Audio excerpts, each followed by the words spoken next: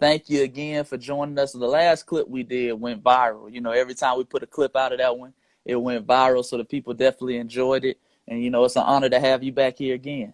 Brother, it is an honor to be back. You know, like I always say, if you invite me once, that's a good thing.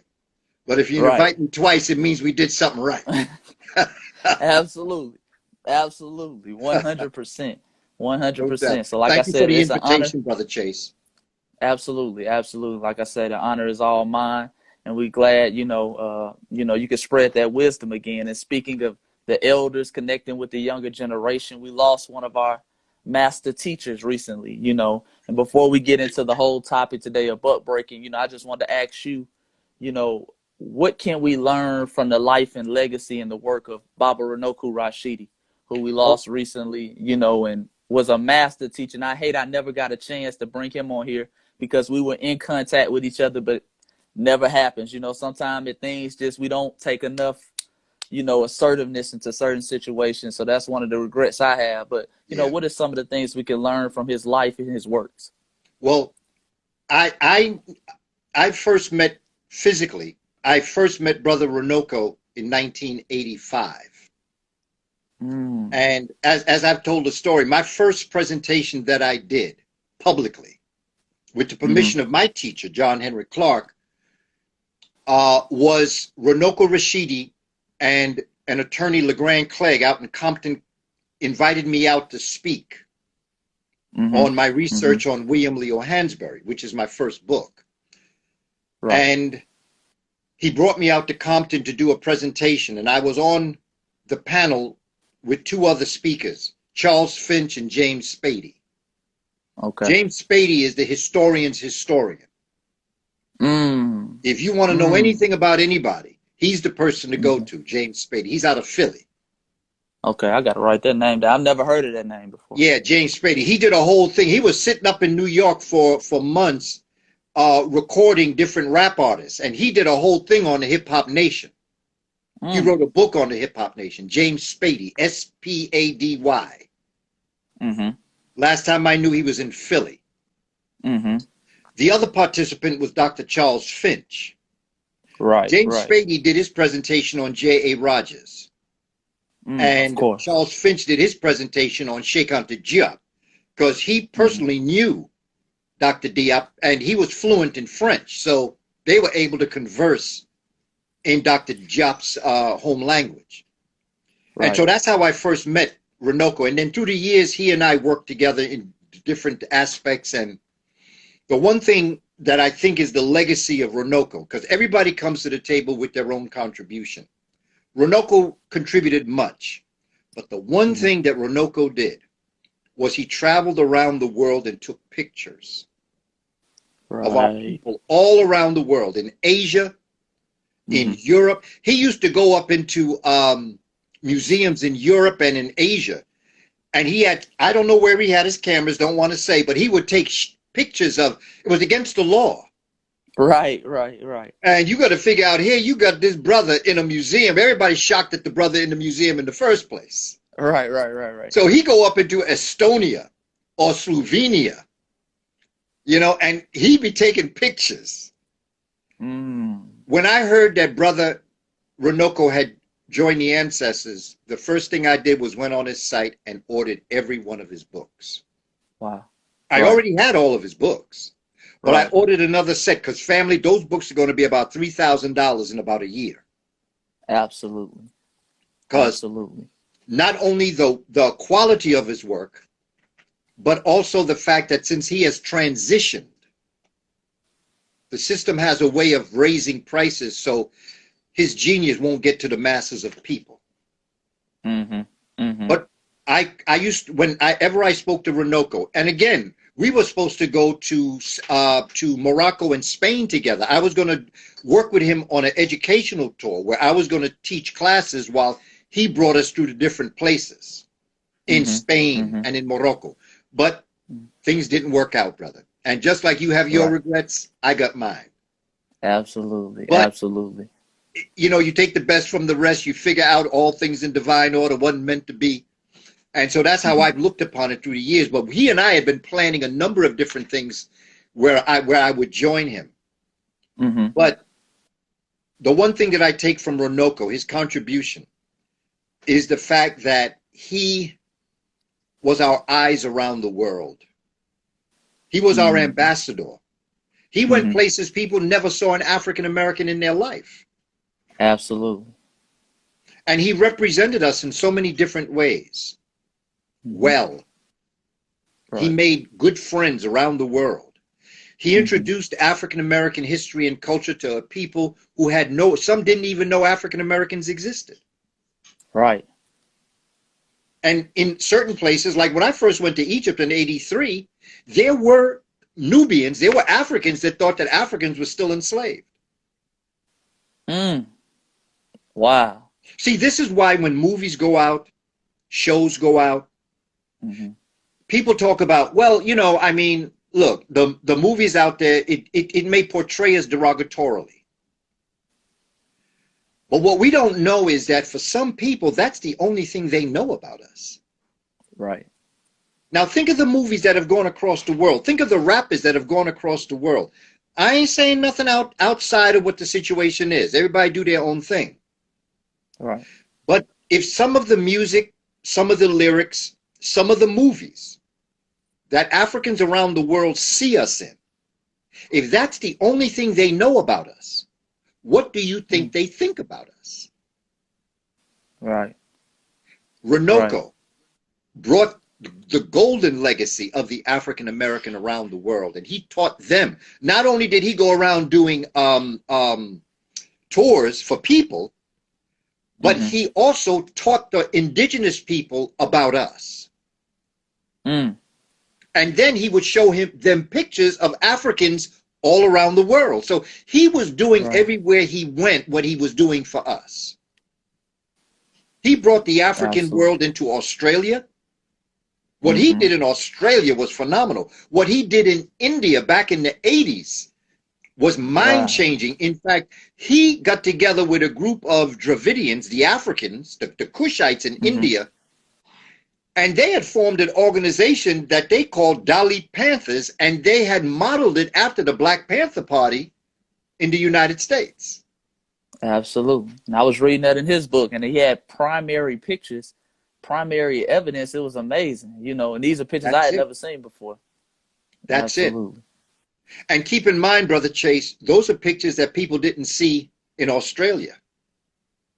Mm. He had pictures of Mm. Africans in Afghanistan, in Right. Iran, in Mm-hmm. Pakistan, all throughout Mm-hmm. Europe. He went through all sorts of European tours that he was just taking pictures in Poland. Right. Right. And it's funny you say that. I always, when people ask me, my first impression of Baba Runoko Rashidi, I always say he's my generation's J.A. Rogers. How All right. maybe the past generation looked at J.A. Rogers.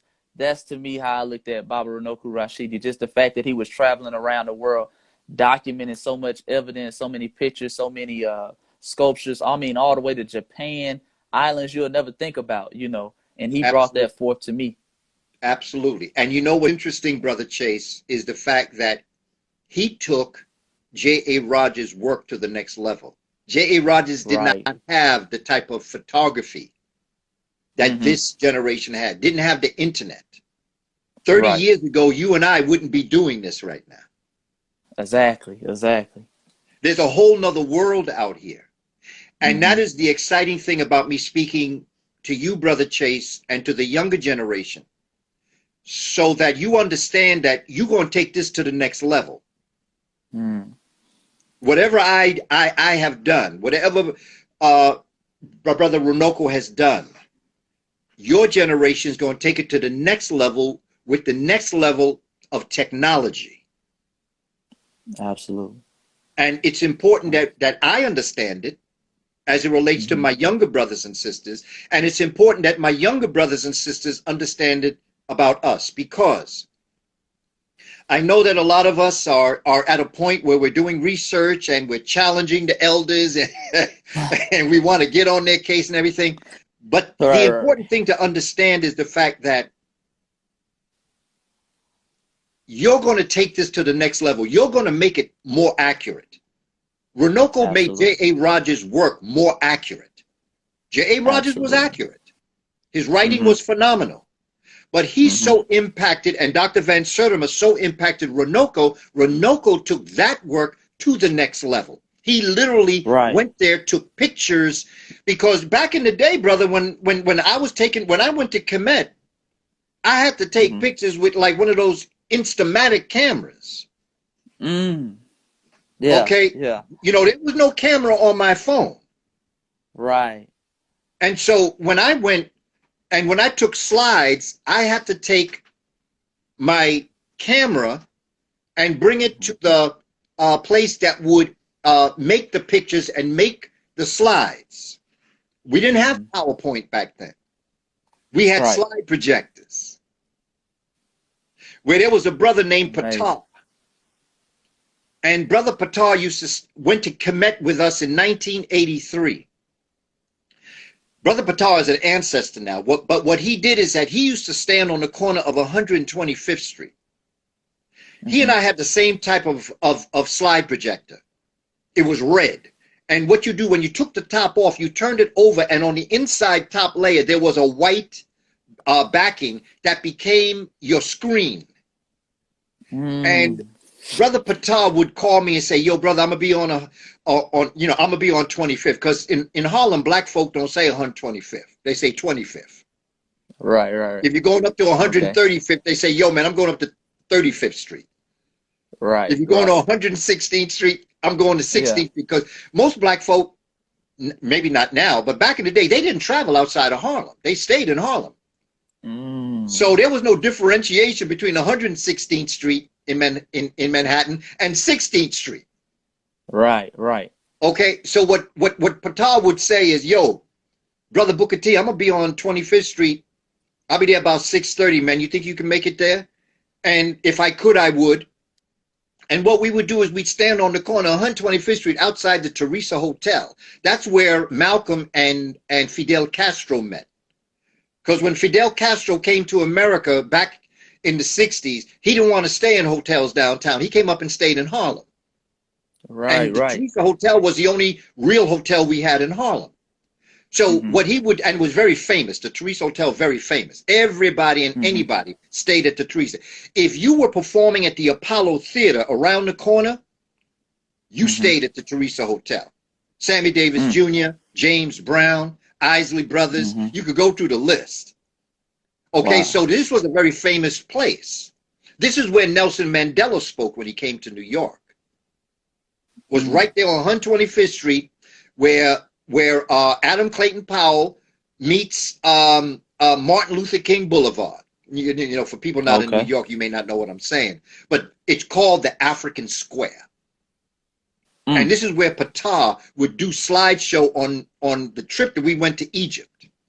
And Patar and I would go back and forth with each other, talking about, wow, man, oh yeah, look at that, there's Khufu. Oh yeah, there's Imhotep's pyramid. And the community would Right. stop. That's where I got the title doctor from, Mm. because I don't have a doctorate.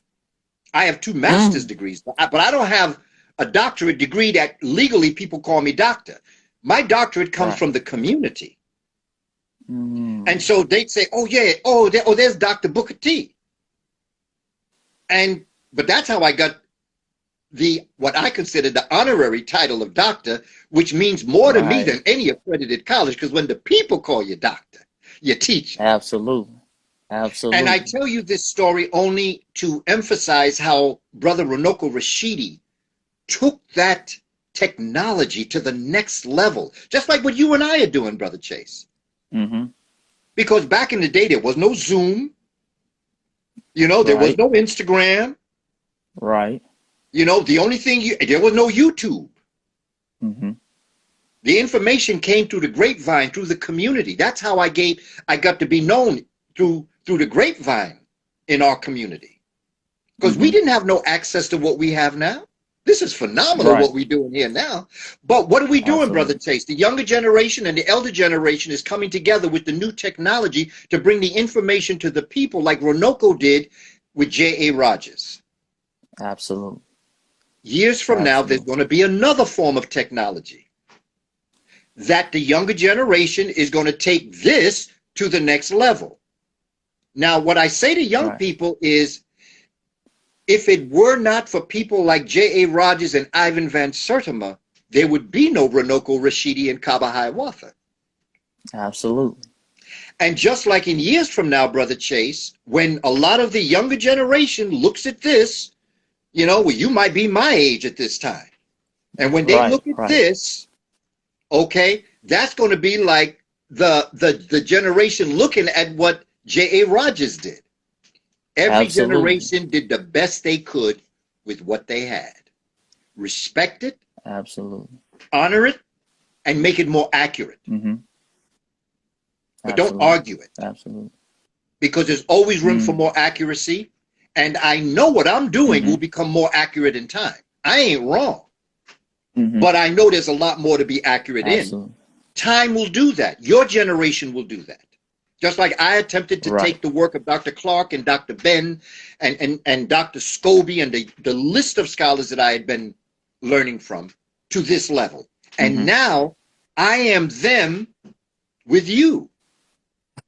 And one day you going to be me with the younger generation.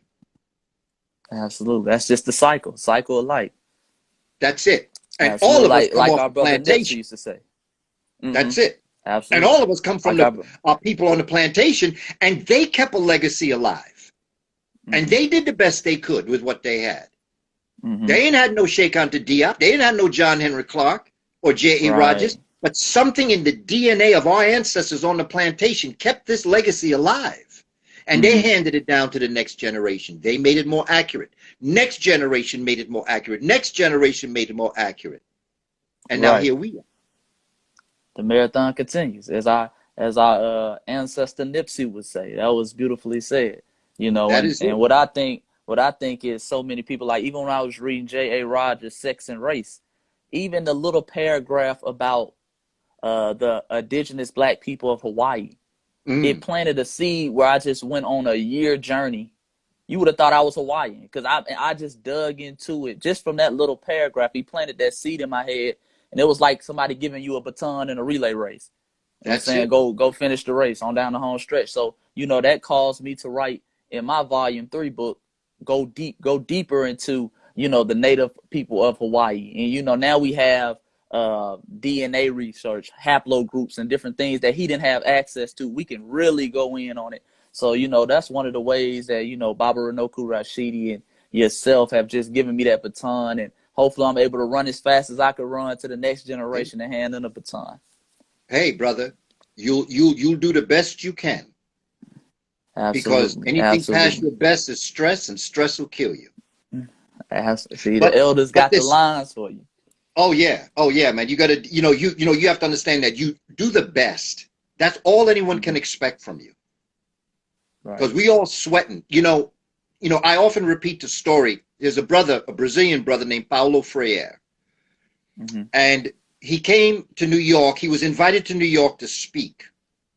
And I met him at the Schomburg Library. I had heard about him. He wrote the book called Pedagogy of the Oppressed. He was a Brazilian educator, man. And this brother had been beaten. He had been jailed. They put him because he was trying to educate the masses of Brazilian people. Right. And at this get-together at the Schomburg Library, brother Dr. Don Smith, another brilliant scholar, it was a brilliant educator, Donald Smith. He asked Paulo Freire, he was 77 years old at this time. We were celebrating his 77th birthday. Right. Dr. Smith asked Paulo Freire, he said,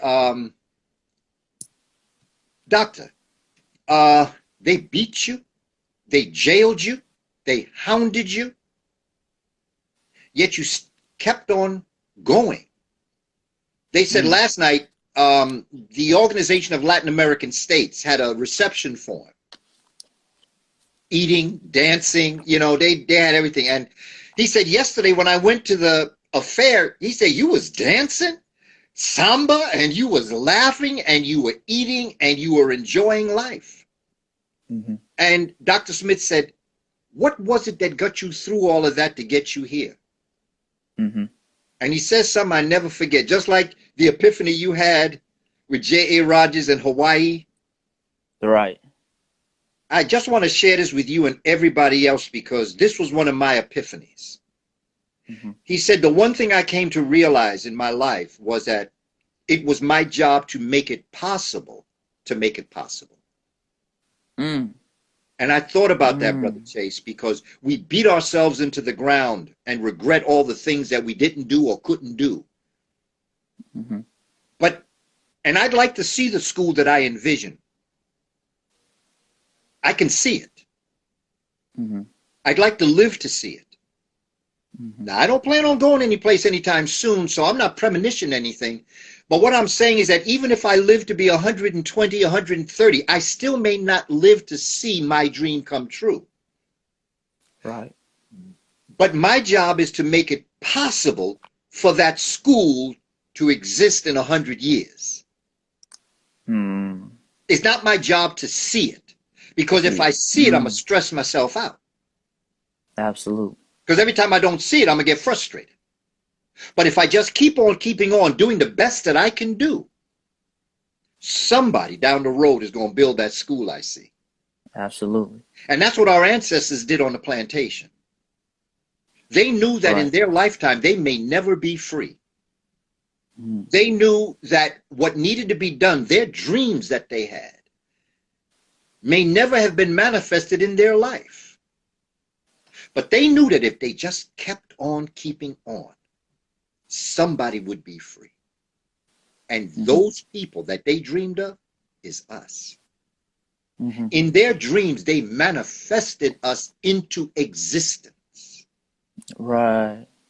We must never give up their dream.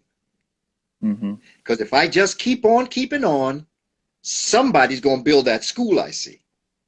Absolutely. I may never see it.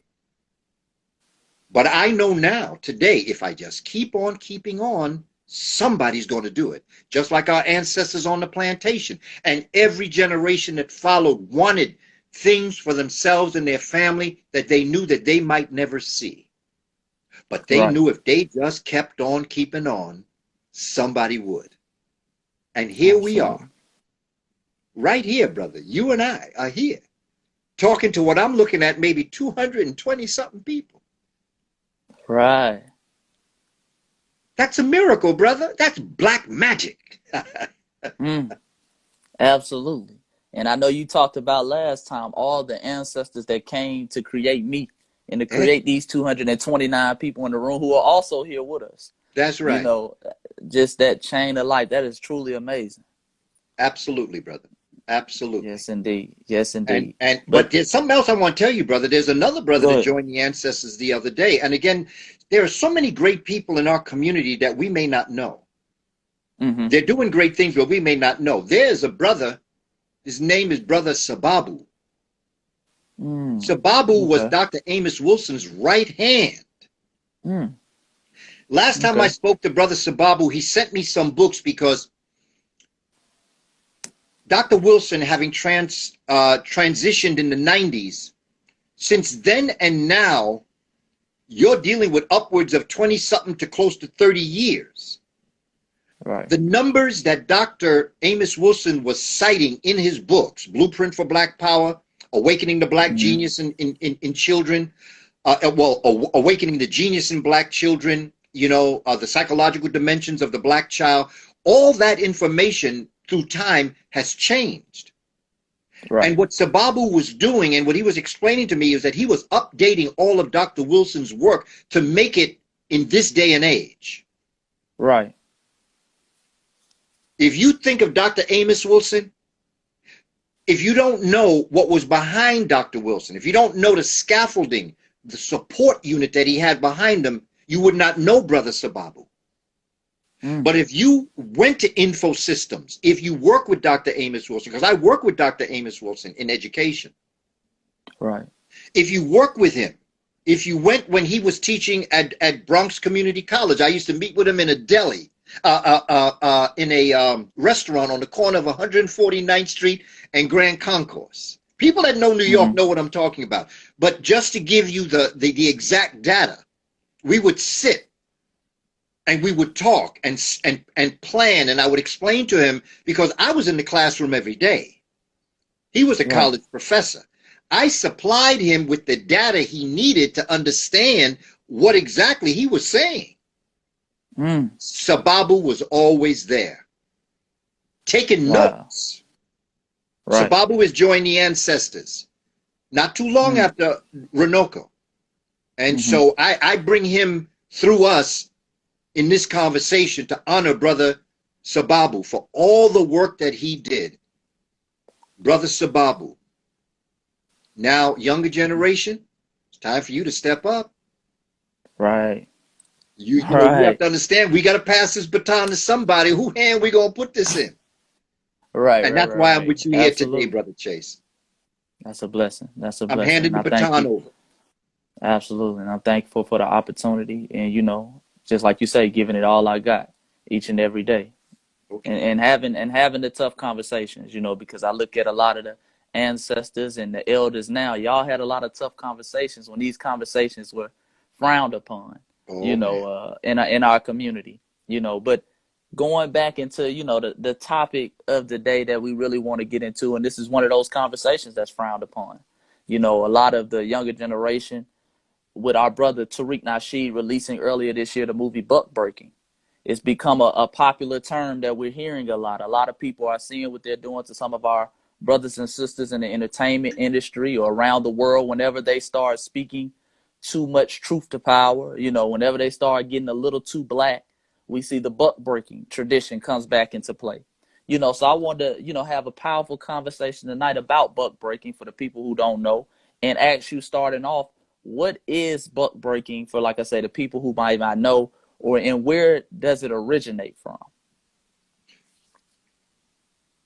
From a psychological perspective, buck breaking is psychological and soulful rape. Rape is not about the sexual encounter or the mental encounter. It's about power.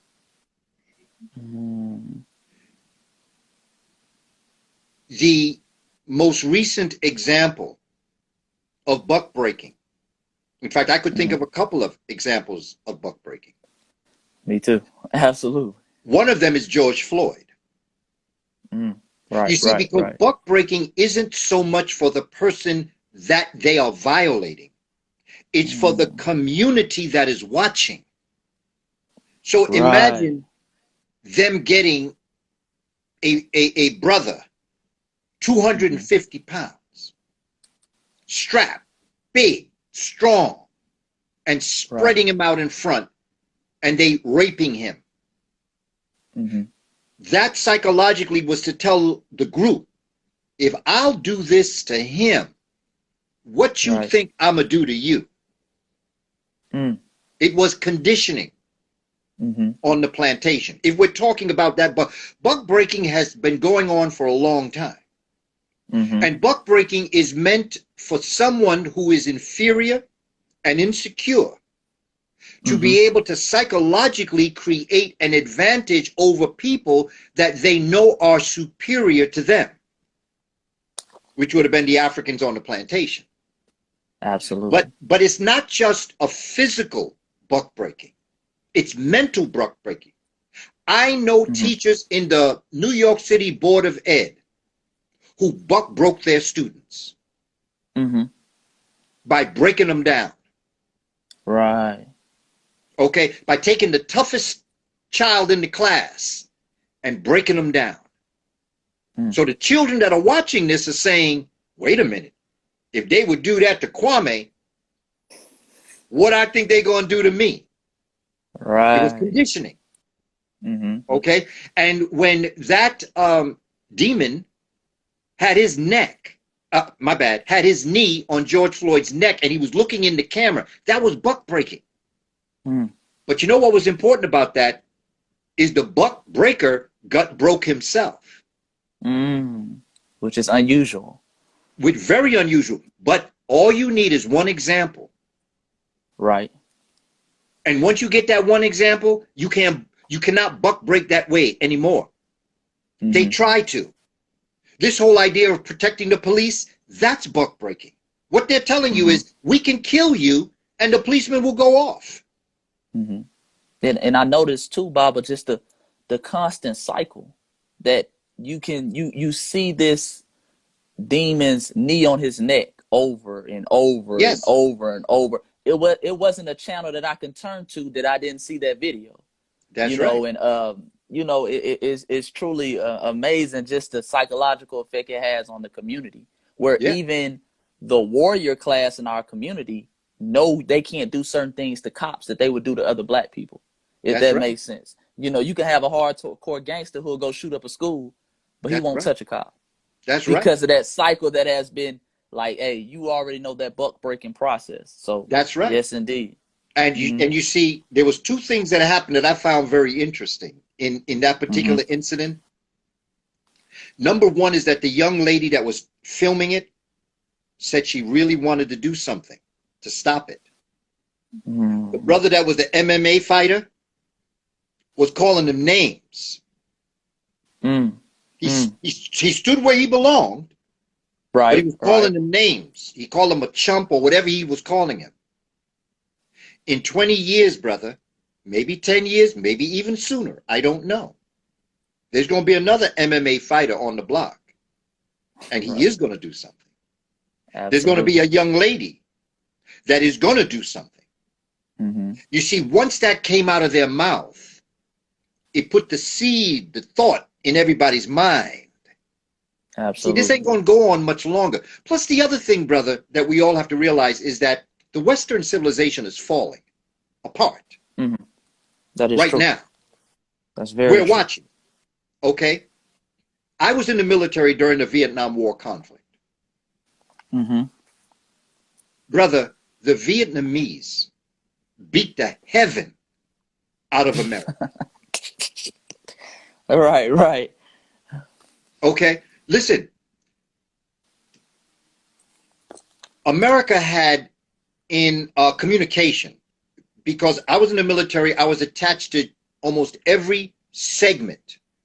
Communication, military intelligence, transportation, all of them, to get a sense of what each department did. In communication, they had, back in the day now, you're talking about the early 70s, they had this little contraption that they would put into the ground. And they could put their ear or something to that cone-like structure that they had put in the ground, and they could literally hear how many soldiers were coming. Right. Because they could hear 60 footsteps, let's say, or maybe 30 footsteps. They could hear it. Let me tell you what the Vietnamese did. The Vietnamese took bamboo, chopped it up, put it in the ground, and they could do the same thing that cone did.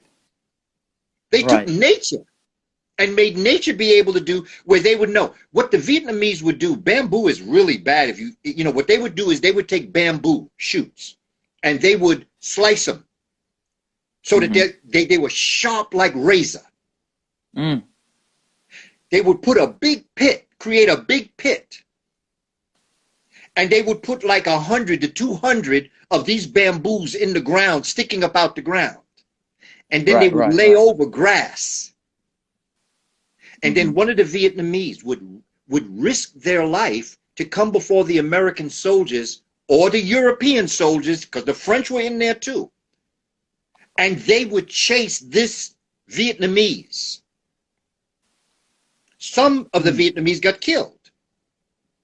Some got away. But all the Americans, or whoever was fighting for the Americans in Vietnam, they'd fall in that hole. And not only that, but their weight would make them all go down to the bottom of the bamboo. And sometimes when they went into these pits to open them up, there were like 8 different soldiers stacked on top of each other. Wow. The Vietnamese, brother, was not to be played with. Right. And they look like us. Absolutely. Yeah, the Montagnards and the Champa people look like us. And so the point that I'm making more than anything else is just to realize something when you're dealing with dates. First of all, let me tell you that the Indo-European has never been able to consistently have a civilization in place. They've always failed. Absolutely. I'm going to take you back to Africa, 525 BC. Mm-hmm. The Persians, who today are called the Iranians, the Persians came in and they, through Cambyses, who was their leader, and they went into Kemet. And that really is what's considered, Dr. Clark calls it, the sunset of African control of Egypt, or Kemet. 525 right. BC. Mm-hmm. Okay? By 332 BC, the Greeks conquered the Persians. Mm-hmm. Alexander. So that means the Persian Empire only lasted like what, 200-something years? Yeah, 200-something years. Okay. Mm-hmm. And then by 30 BC, the Romans came in and beat the Greeks. Mm-hmm. So now you're dealing with a little over 300 years. Mm-hmm. The Roman Empire fell about 300 or 400 AD, which means that was like a 300 or 400 year, whatever, power civilization, the Roman Empire. Then it fell. Europe went into the Dark Ages until Africans came back in 710. Mm-hmm. And in 1492, 700 years later. Right. When Europe, through Spain, the combined kingdoms of Castile and Aragon, you know, Ferdinand and Isabella, yeah, began to take over. So you're dealing with 1492 to now 2010. A little over 500 years. They have never been able to govern more than 500 years. And the only reason why this particular civilization lasted so long was because of black folk. Absolutely. Well, our contribution to this civilization brought Europe out of the Dark Ages, but the whole time, from the time they came up out the ice mountains until this day, they have always been at war. Absolutely. And, you know, I think their history by war. Mm-hmm. Absolutely. And I think Dr. Clark breaks that down beautifully in Michael Bradley and the Iceman Inheritance. Mm-hmm. You know, when you understand the European, that Iceman mentality, you know, the conditions he grew up in, he's never lost that mentality. He's never lost that mentality. And I think the biggest problem is we haven't been able to recognize him for who he is. We keep trying to get him a chance, being that we are the sun people. We're the inviting people. Yes. Hey, man, we got plenty of land, plenty of resources coming to our house. We've never been able to just finally look him in the eye for what he is. That's the Iceman. So everywhere he goes, you know, it's been destruction, including with their own self. They don't even want their own civilizations because they know they'll destroy it. Well, you know, brother, every one of their civilizations fell because they fought each other. You know, they talk about black on black crime. But hey, brother, what's going on right now, this isn't about us. Right. What's going on now between the Republicans and we're in the middle of it because black folk are always in the middle of every problem between the Hatfields and the McCoys. These folk been fighting each other from the moment they came into the cave, into existence. They were fighting up in the caves. They came down south and fought with the melanated people down south. And then when they took over whatever they could take over, they started fighting amongst themselves. Look, brother, let me tell you. If the European ever got rid of every melanated person on the planet, they would then begin to kill each other. Absolutely. And then when it got down between the last two men, because it would be men, because the white women would be killed right off. But when it came down to the last two men, one would die and one would live. The one that lived within a week would commit suicide. Suicide, genocide, auticide. This whole thing about, you know, what they're talking about, these folk are right now trying to kill their own people. And I'm not talking about white on black, although that is true. This is white on white. This is European on European. This is Asian on European. Absolutely. I mean, if we just open our eyes and understand, like you say, man, we got to know who we're dealing with. My mother used to always say, yo, Skip, that's my nickname. She said, you have a big mouth. Yeah. And she said, but in order for you to defeat your enemy, you must think like your enemy. Because if you come to your conclusions about your enemy looking at the world through your eyes, you will never defeat him. But if you can walk a mile in his shoes and know how he thinks and knows how he know how he functions, then you can defeat him. But you got to think like him. And when I think like him, Brother Chase, if I were him, I'd do the same thing that he's doing. I'm saying this in the sense, if I thought like him and her, if I thought like them, if I was insecure, if I suffered from an inferiority complex, if I was fragile about everything that happened, I would do to melanated people what they're doing to melanated people. Because I would know melanated survival equals Indo-European extinction protocol, genetic annihilation. And that's what I was going to ask you, Baba, because, you know, like you said, there are many different forms of buck breaking. You know, I think one of the more popular forms that we're seeing now is through homosexuality, the LGBTQ community, the matter of we're going to force it on you. You know, I was talking to Professor Smalls not too long ago. He was saying they have to force their ideologies and concepts on you. That's the big thing about power. And we're seeing that now with the LGBTQ community in a lot of different aspects. You know, the fact that if you don't accept a certain lifestyle, if you don't want to participate in a certain lifestyle, you're now homophobic. So I wonder, ask you, is buck breaking more so about genetic survival? The fact that, you know, we know the dominant and recessive traits as far as them not being able to survive if we continue to reproduce. Brother, I honestly believe, this is from my own experiences and watching, this has nothing to do with the LGBTQ community.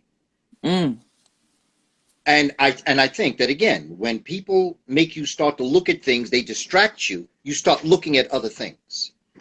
The great majority of men of European descent are incels. They're not gay and they're not straight. They're insane. They are psychosexual, homoerotic, insane. When they're not bisexual. It's not like they can go with a man or a woman. They don't know what sex is. They have no idea of the sacredness of it. That's why in one of the things that I did in buck breaking is I said that, you know, European men, there was a proverb in Europe that has been handed down. And what it said was, it was a joke. Why do men like sheep on the edge of a cliff? Because the only way to go is backwards. Okay. Okay. So European men will put their reproductive organ, and like I said in buck breaking, any hole will do. It could be a doll, you know. It could be your backside. It could be your front side. It could be your mouth. It could be your ear if they could get it in there. Right. See, they are really, they are virus. Now, I'm not speaking in absolutes, brother. Absolutely. Because I don't speak in absolutes, but I'm speaking about them as a group. They are sexually illiterate. And what they're doing is they have no respect for women. No regard for women, not their own women, not their mother, not their sister, not their aunt. They have no respect for women. They see themselves as superior because they know their women are superior to them. Right. And like I said, the first person that should be upset with white men should be white women. Because long before they did that to us, they were doing that to them in the caves. And if you don't believe it, when I was growing up, there was a cartoon I used to watch. And even a lot of the symbolism was you saw a caveman hit a woman in the head with a stick, with a club. and drag her into a cave and rape her. Damn. That was their image of relate. And you know something? We used to laugh. That is true. Because we didn't know better. Hit her on the head and then drag her in the cave and then rape her. Now, as children, we didn't know that they were going to rape them. All we saw was that they hit her on the head, the woman dropped to the ground, and they pulled her into the cave. But as an adult, I began to realize exactly what they were saying when they were doing that. Going back to understanding who we're dealing with. So therefore, when they can put a dress on a man, that projects to them a power within them, because that man don't need to be respected anymore. I'll tell you something else with respect to Terry Crews.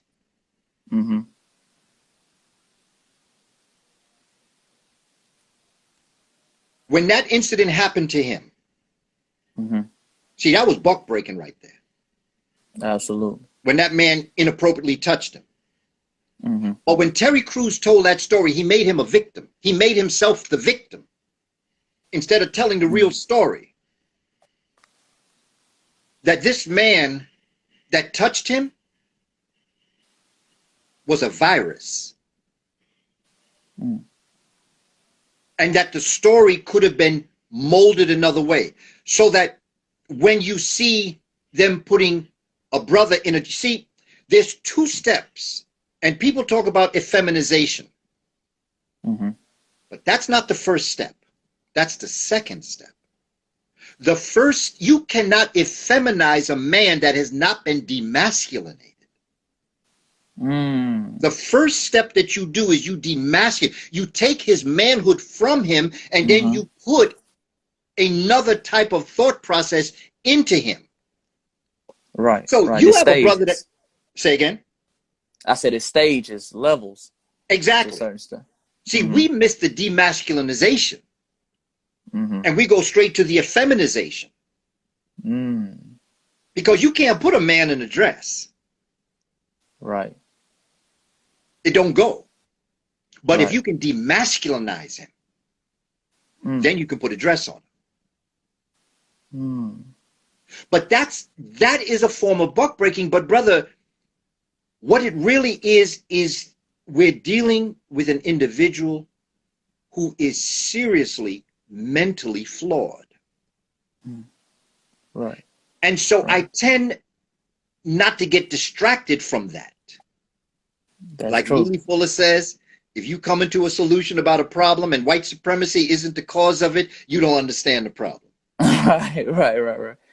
Absolutely. Okay. And now that you said it, Bob, I'm thinking, because I never thought about it that way, but I believe it's still certain European countries that allow you to have sex with animals, or something like that, something to that effect. Or they had a real bad episode in one European country where they had to stop the sex of animals because there was so many European men participating in this action. So when you say stuff like that, they're not homosexual or heterosexual. They're insane. Yeah. You see, once you get distracted. Right. I was distracted. I'm distracted. No, we all are, brother. All of us are. You know, even now to this day, there are things that happen to draw my attention. But when it draws my attention over there, I ain't got my eye on the prize that I was looking at. So the key in life is to be able to get back to your point without being distracted too long. Brother, I was invited to visit Holland, the Netherlands, by the African community out there. And I went out and they took me on a tour. In Holland, they have streets with signs that have a picture, an illustration of a man and a little boy. And then there's an alleyway. In that alleyway is where children and grown men go to have relations. It's legal in Holland. That's the way. And where is this again, Bob? I'd say again? Where is this again? This is in Amsterdam in the Netherlands. Right. And whenever you see that sign up there, if you are a pedophile or a child who leans towards pedophilia, they get paid, they get gifts, things like that. They go down that alleyway. Police ain't allowed to go there unless there's a crime being committed. Police can't go there. And also, they tell you, they have a sign, no pictures. You can't take pictures. That is the way Europeans have always been. It don't make a difference if you're a little boy, a little girl, an old woman, an old man. It don't make a difference. If you've got a hole, they have an interest. Absolutely. And that goes back to, like you say, it's always been there. Thinking back on, the Greeks would have something called pederasty.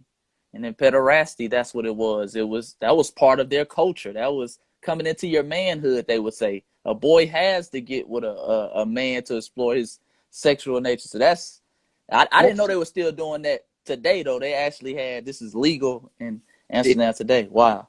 I saw it. So it's not even something that I'm making up. And when I looked down that alley, I saw little boys talking to grown men. But let's take it to the Romans. You know, the Romans had something that they liked. The Romans, they called it fist. I'm not going to say the word. But they would insert the fist inside of you. That's what turned them on. Okay? This is their legacy. This ain't got nothing to do about LGBTQ. It's a totally different situation. These folk are freaks. Right. All right. Oh, man.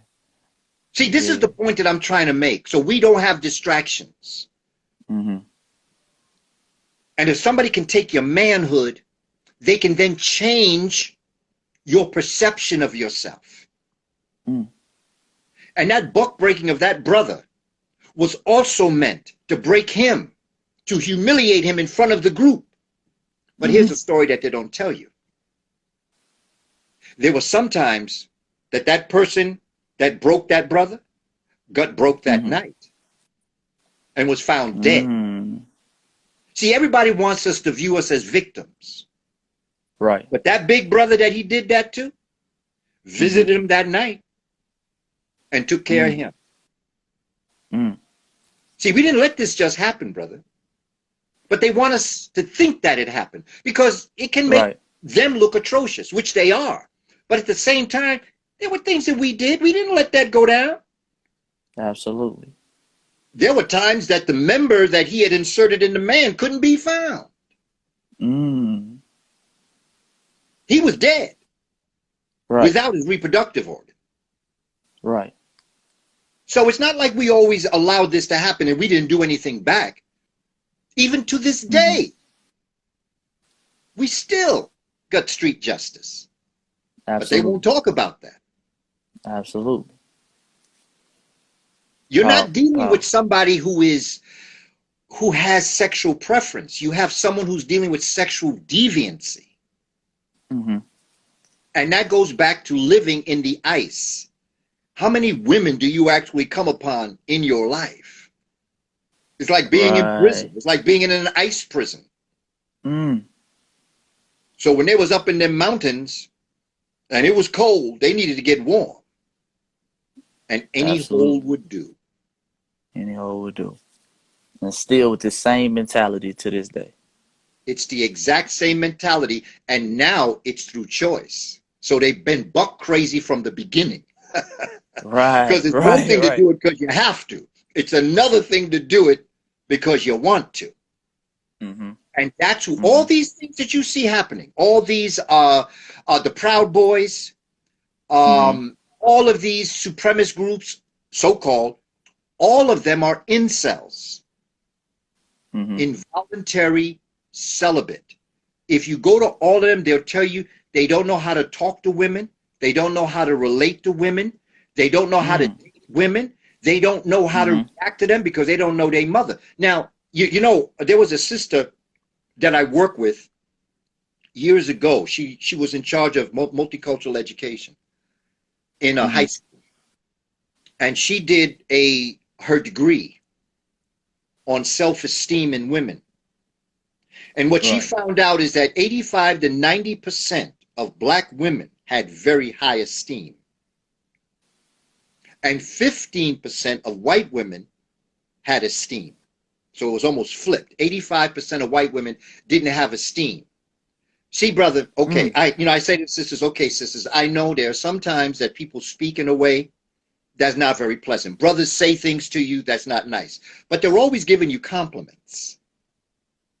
They're saying, oh, sis, you look so fine, and, can I come talk to you? They're always, now, you may not like what they're saying. I understand that. I'm not saying anything on that level. What I'm saying is that European boys and men do not compliment white girls. They make them feel less than.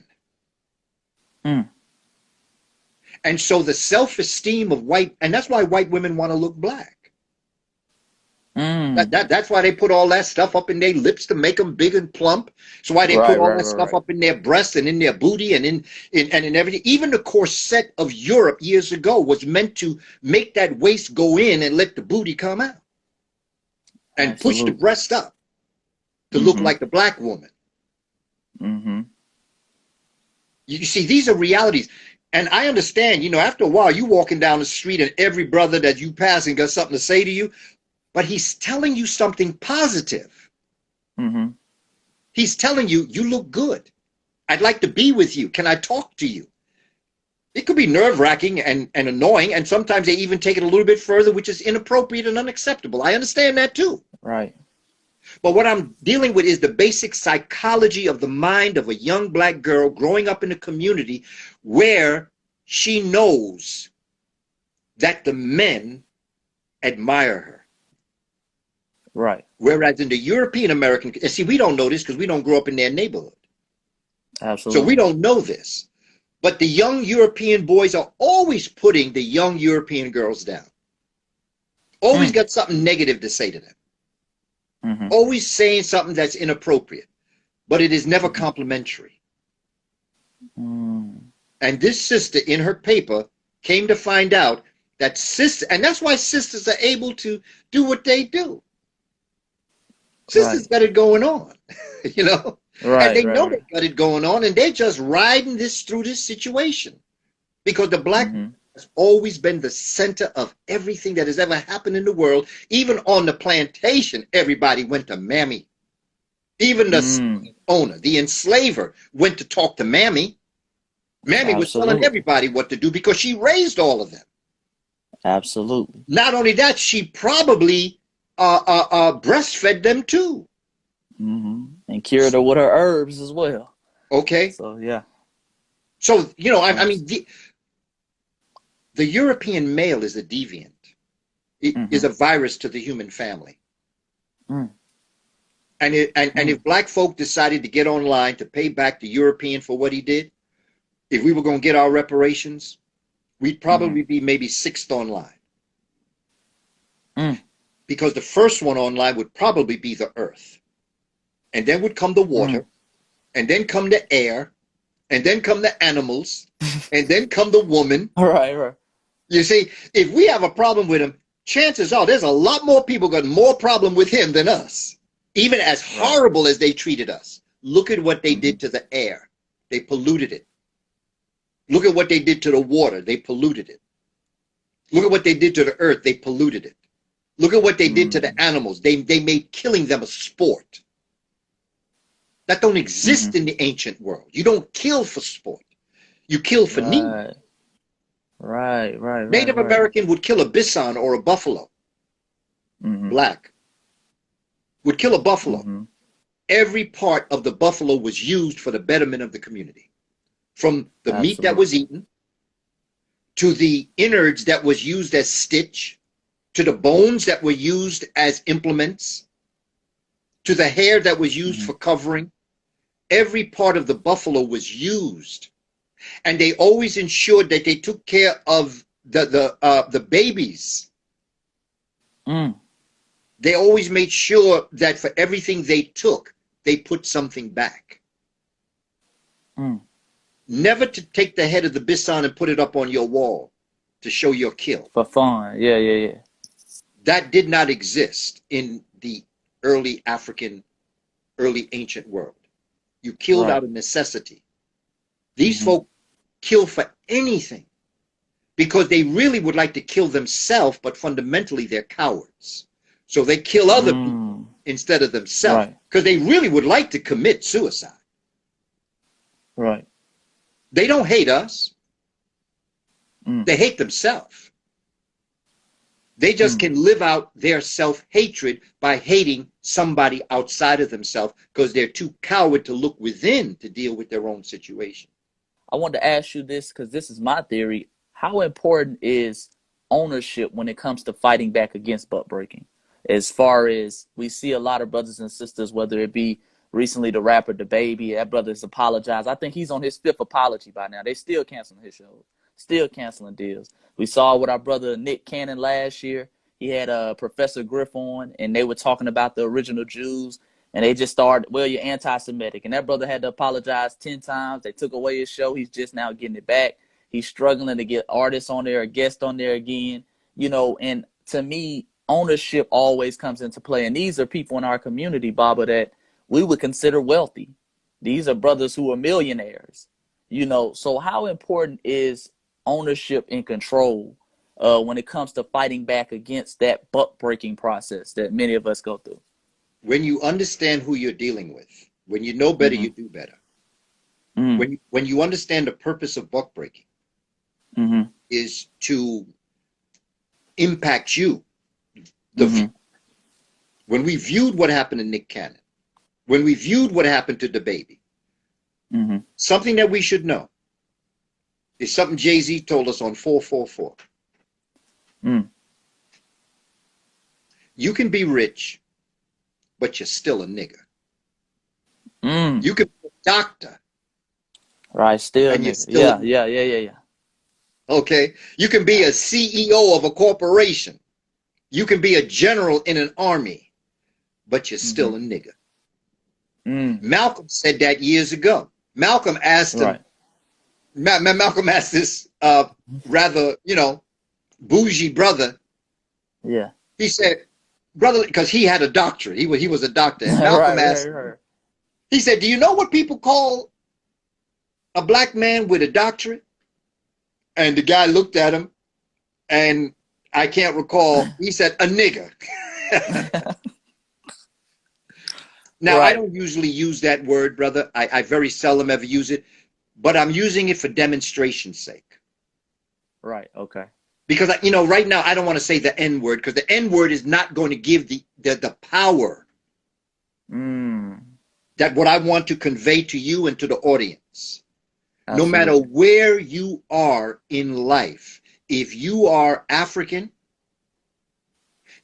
they, fundamentally the European male, Asian male also, not all, but enough, they don't regard you as a human being. And so our attempt to prove our humanity doesn't work with them. Absolutely, I agree. So my thing is, as Malcolm said, they are not the measure of men that I wish to measure my manhood by. You're just not there. And brother, I've been through situations in my life where they tried to educationally buck break me. Right. In fact, I'm thinking of one particular situation that I'll tell you what the story is. When I was coming towards the end of my career, this was 2001, they changed the structure of the New York City Board of Education under the mayor then, just got appointed, Michael Bloomberg, and they changed it. I was an administrator. I was the director of cultural education and social studies for 35 schools. I developed the sequence of teaching for 35 schools in social studies, general ed and special ed. When the situation changed, the people that came into power called me in. And they told me that the position that I was in was no longer available. And they said, the only thing that we're going to offer you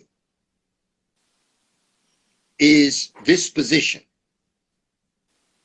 But you have to have this type of credit. They knew I didn't have it, and I knew I didn't have it. My area is social studies. And they said, you'll either take this or we'll send you back to the classroom.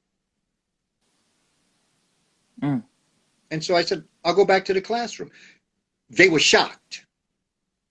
Right. Because they thought they were going to buck break me.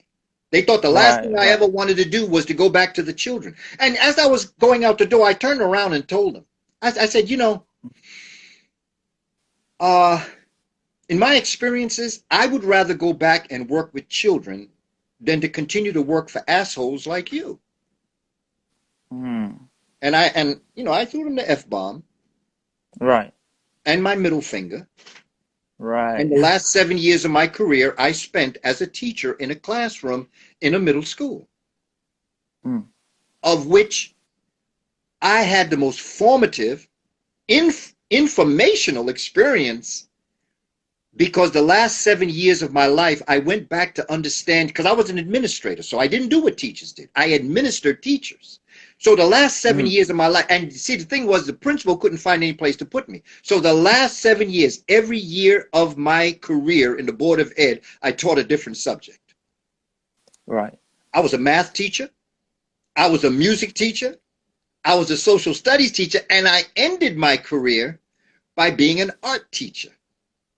Right. And the teachers used to say, how can you teach all these subjects? I said, because I got it like that. That's crazy. Own your territory. Own your footprints. And don't let nobody get up in your face. Stand your ground. And don't let anybody be able to negotiate with you. I do know you can bend a principle, but you never break it. Right. And to survive and to get where I am now, Brother Chase, and to the audience that's listening, I have had to bend a principle every so often. But I ain't never broke one. Right. Major key. And you know, like I say, I appreciate you for standing your ground, because that's what I find is when we see stuff like that, it's very inspirational. It's very inspirational. It's as similar as when we see the Nat Turners. Their name lives on because of their fighting spirit. You know, we always say the Sambos, that coon energy, it doesn't live on. It dies out with the quickness, no matter how much money they have or anything like that. But the Nat Turners, the Harriets, you know, the Deedon Commodities, brothers and sisters, all over, when they come with that warrior energy, that is contagious. Yeah. Dr. Kaba, you know, it's contagious because, like I say, we rarely see it. Yeah. We rarely see it on all fronts, so we appreciate you for that. And like I say, I think ownership is a major key in the game, you know, especially within that entertainment sector, or even me and you were having the discussion a while ago about even the books, you know, trying to get our books off certain platforms and things of that nature. You know, the power of just having that ownership. And even if we have to scale down to a black bookstore or something like that, that's more powerful than being able, having other people being able to control your work. That's it. That is the bottom line in all things that we do, brother. And Dr. Clark also told me something. Here's another jewel that Dr. Clark gave me. He said, always know the difference between people in powerful positions and people in positions of power. You gotta break that down for me. Okay, I'll give you an example. Back in the Board of Education, there was a time before this happened when my work was really embraced by the community. Okay. Right. And we had, at the time, the school district was literally run by the community-based educators. And we had 9 community members. And to get anything passed, you needed 5 as a quorum. And I had 5 African American, Hispanic American members that liked my style. They respected what I was trying to do. Right? Now, if I wanted, and then they were the ones that chose who the superintendent was. So the superintendent was the one that ran the 35 schools, but it was the community school board that put the superintendent in that position. Okay? There was one time I wanted to do a program. It cost $35,000. Right. Now, my job was to go to the superintendent.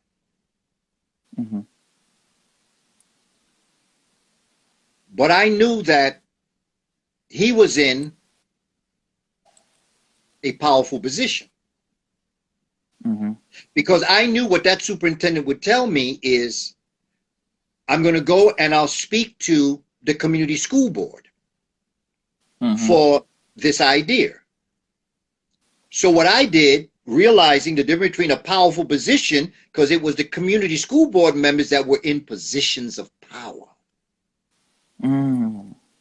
So before I went to the superintendent, I went to the 5 community board members and said, look, I got a program, $35,000. This is what I'd like to do. I would do a presentation. I would lay it out for them. I would show them where every dollar was going to go for the children.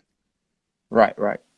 Next thing I knew, after that meeting, I'm in my office. I get a call from the superintendent. Now, I hadn't spoken to him about this program. I only spoke to the community school board members. So I get a call from the superintendent. He says, listen, Booker T, I'm very interested in a program the community school board was telling us, and we found that at $35,000. He said, in fact, I got another $5,000 for you. So he gave me $40,000 to implement a cultural program for the children. Right. The superintendent is in a powerful position, but the community school board were in positions of power. You never negotiate with the powerful position, because the powerful position will always have to go back to the person in the position of power. I'm going to tell you a second story. Go ahead. I'm loving it. I'm loving it. Because I want to demonstrate what I'm saying to you. Because this will solve a lot of problems we have. Okay. And a lot of time we waste our time going to people that are going to have to go to other people. Here's an example. Man. I'm in Florida, and I'm working with Nana before Amant Kwatia, Asa Hilliard. He and I worked in Florida for about 5 years together in Fort Lauderdale, developing a curriculum. Okay. And we're invited to go to lunch. Asa worked with the principals and the administrators. I worked with the teachers. That's how we divided it up. And they invited us to lunch. And we got there. They picked us up. They took us to the restaurant, really nice restaurant. And this is where I learned something about brother Dr. Asa. Because when he looked at the menu, he said, oh, they got cream of chicken soup. And he said, I love any type of cream of anything soup. And he looked at me and smiled. And I looked back, I smiled back at him. The person that was convening the lunch meeting was the deputy superintendent. He was a brother, the deputy superintendent. And I was young, man. Like, you know, like you're going back to the 90s, early 90s. Okay. I'm young. I'm on fire, brother. I'm nowhere near where I am now. Trust me. Yeah. I'm on fire, brother. Okay. And so I'm rattling off all these questions to the director of social studies, the director of multicultural education, the deputy superintendent. I'm just doing my thing, going back, man. And I'm asking good questions. And occasionally I look over to Dr. Asa, and Asa would be eating his soup, smiling the whole time. Okay, smiling and, you know, listening. Didn't open his mouth. We used to meet in the Days Inn cafeteria every morning to chart our day. Okay, we had lunch. We went back. Okay, day's over. Next day is there, and Asa Hilliard and I meet in the Days Inn. And he said, hey, man, you was asking some good questions yesterday. I said, yeah, you know, I just wanted to get into it, you know. He said, yeah, you asking some really good questions. He said, but let me tell you something. Now, here's another Godfather moment. Here's another master teacher jewel that he dropped on me. He said, whenever you go to a meeting and the one in charge is not there, nothing is going to get done. Because if it was going to get done, the superintendent would have been there. He wouldn't have sent his deputy. because now the deputy Yeah. had to go back to the superintendent. You see, the position of power and powerful position. So Right. all that talking I was doing, all that questioning I was doing, didn't mean a thing. Right. Wasting The time and lunch was energy. only there to say we took them to lunch. Yeah. Wasting time and energy. That was it. Well, Asa Yeah. said, but I did enjoy that soup. Right. Oh man. That's a classic story. That's a classic story. And I think that's symbolic of what we do a lot in our community. We do Yeah. waste a lot of time and energy on stuff that amounts to no real power, that somebody's really gonna have to check in anyway and answer to the real people of power.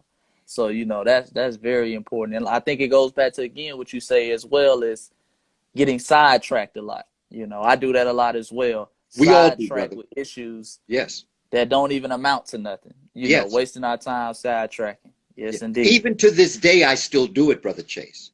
What I have grown, I think what has improved is that I spend less time being distracted. Because sometimes you be distracted and you stay distracted for a day. Over time, when you perfect this concept, you may stay distracted for 10 minutes. Right. And you say, no, man, hey, this is what I was doing. That ain't going to do nothing for me. I'm going to go back to this. Okay? So we all, as humans, can be distracted. The question is, how quickly can you come back to attention, to detail? Right. That's What something we that's have to work definitely I gotten better with. Yes, and you'll get better as you mature, brother. You'll get much better as you mature. There are times that I spend, like sometimes something distract me and I go right back. Right. It don't take no time to get back. Mm. Sometimes there's a distraction. I start thinking about it for 10 minutes. And then I say, but wait a minute, what am I doing about it? Ain't nothing I can do about it. Let's get back to the task at hand. Absolutely. So let me as you ask you mature, this, Baba. Oh, go ahead. No, please, I'll follow you, brother.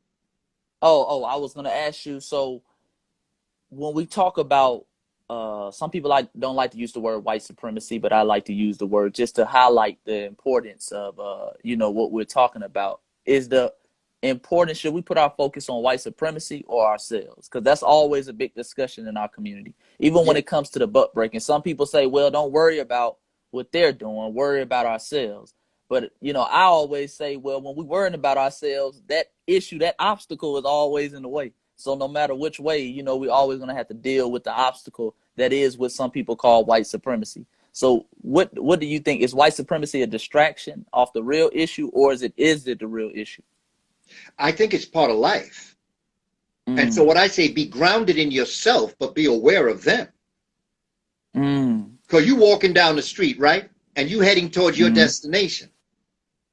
They come from the side and ambush you. If you weren't on the lookout for them, you'd be ambushed. Right. So it's not about what is more important. It's about how you can balance both as you're moving towards your goals. Okay. Don't leave it out. Okay. And see, I don't like the term white supremacy either because it's an oxymoron. However, the great majority of our people can only relate to the concept of white supremacy. I call it white fragility, inferiority complex, insecurity. All that is true. But you ain't never heard that from them. They're telling you how supreme they are. That's an oxymoron, brother. There ain't nothing supreme about being white. Absolutely. On any level, genetic level or anything like that. Any level. They are a virus of the human family. Right. They were not meant to be. They came into existence on purpose, but they're on their way out by accident. And we understand this. I was reading the article the other day talking about what they calling the white ghost towns around America. These all white towns that were created during segregation that are completely dying off. They're boarding up shops. The grandkids have moved out. They don't want to live there anymore. These are just white ghost towns at this point. That's it. There's an article by Sabrina Tavernisi. In fact, I have a webinar on the origin of the Caucasoid that I take you through the whole conceptual framework to understand the science of it. Okay, the first thing that every Indo-European should have done when they came out of the mountains was to find the biggest, blackest person that they could mate with. Right. To Right. rejoin the human family, the archetype. But what they Absolutely. did is they would only mate with themselves. So like Mm. I've said before, we're not dealing with a mutation. We're Mm-hmm. dealing with a mutation of a mutation. Right. Right. And that's This is who crazy you they said are. that. Even animals know that concept, though. Even animals That's know right. that. If you look at the albino, you rarely see two albino animals together. I don't think I've ever seen two albino animals together. It's And if always you, one, and he got the blackest, another, the blackest form of the other one. that's right. Study, Absolutely. just go to Google and Google Snowflake, who was an albino gorilla in Spain. I think I heard of that one. Okay, there was I have a DVD on him. It was on TV. This was during the days where you could video cassette TV shows. This was Right. Right. before Right. DVR. And Snowflake was an albino gorilla. In fact, that's where that movie came from that The Rock was in. Remember that movie The Right. Rock Yeah. was in? Rampage or something like that. Rampage. That's what it was. I saw Yeah. it the Yeah. other night. Rampage. Yeah. Right. Okay. And he would not, under any circumstance, mate with an albino female. He Mm. only mated with the black female. And he had a whole Right. bunch of children and a whole bunch of grandchildren Mm-hmm. because even he knew where to go. Mm. Once you go black, you don't go back. And Absolutely. remember what the census is telling us. Okay, Mm-hmm. the census that came out the other day that they did in 2020. Okay. And first of all, they cheated. Okay, that's one thing. But the other thing is they came to realize that for the first time in their recorded history, the European is now less than they were before. They are losing their positions of power and Mm. authority. And Right. that's cheating. I got something else to tell you. They already are the minority in America. They're only saying they're at 56% to get them ready for the truth. Mm-hmm. You are the minority. You're not only the Mm-hmm. minority in America, you are the minority in the world. When I went to London in 2009, there's a brother told me, he said he's already done the research. He said there's more melanated people in UK, United Kingdom, than white Mm-hmm. people now. Mm. It's Mm. already happened. They have a mayor of Right. London who is a melanated brother. Mm-hmm. It's over for them, brother. Right. And there are reasons for it scientifically. First of all, melanoma, skin cancer, is killing them. Absolutely. There's a But book Baba, titled, they said they build the pyramids now, Baba. oh They said yeah, they build the pyramids in the hot sun, 120-degree weather though. that's So right. that's always a good laugh I get out of it. That's right. There's a book Right. titled Saving Your Skin by Barney Kennett and Patricia Lawler. Right. Skin cancer is the #1 killer in Australia. Mm. See, we Mm. don't know it because when we go to the doctor for our checkups, they don't do to us what they do to them. When peoples of European descent or depigmentation or non-melanated people go to the doctor, they got to strip down naked, and from head top to shoe stop, their body is looked over with a magnifying glass to ensure that they don't have Mm. melanomas. Mm. They don't do that to us. Right. They do that to them. Mm-hmm. Melanoma is killing them. When you read that book, Saving Your Skin, they're dying in Mm. large numbers. So when you're talking about them ghost towns, brother, go to Sabrina Tavanisi. Now, here's where regentrification is coming in. Because where do you think Mm-hmm. all of these young European Americans are coming from when they come into our neighborhood? They're coming from Ohio. They're coming from South Right. Dakota. Right. They also found These in ghost this, towns. that's it. They're leaving their Mm-hmm. parents and their grandparents because there ain't nothing there Mm-hmm. for them. Those Mm-hmm. towns are dying. They're becoming Mm. deserts. Mm. Their time is up, Brother Chase. Absolutely. Like I told you, we went through all of those civilizations, Mm-hmm. nothing in over 500 years. None of them. And they have never been able to establish But this time it's different because of genetic annihilation. Numbers are dwindling. They're not admitting it because they believe in numbers there's power. So they want to keep melanated people thinking they're still in control. Population, demographically. The other thing that's killing them is drugs. The young generation's dying from meth. The older generation's dying from opioids. And then, of course, the reproductive system. There's articles written on the impotency of a lack of melanin in the reproductive system. And this is also what is creating the lack of interest that the male European male has for the European female. Because what's actually happening, I mean, you see these commercials right here? All these young people are advertising for Viagra and all this other stuff. Right. They need help. Brothers don't need help. Brothers say, Viagra. Yeah, exactly. Where's she at? Yeah, exactly. That's the only thing Viagra means to me. Because brothers ain't having no problem reproducing. Melanated people don't have, because in the sperm tail, melanin creates an electricity. In the egg of the woman, it creates a magnetism. So just like science, electromagnetism. First of all, when a man ejaculates into a woman's body, once that woman gets up, that sperm is fighting gravity. Because gravity is pulling that sperm out of her body. So that tail has to be strong enough to withstand gravity. And so that electricity in that tail is called microtubulus. That electricity gets that sperm to get up to that egg.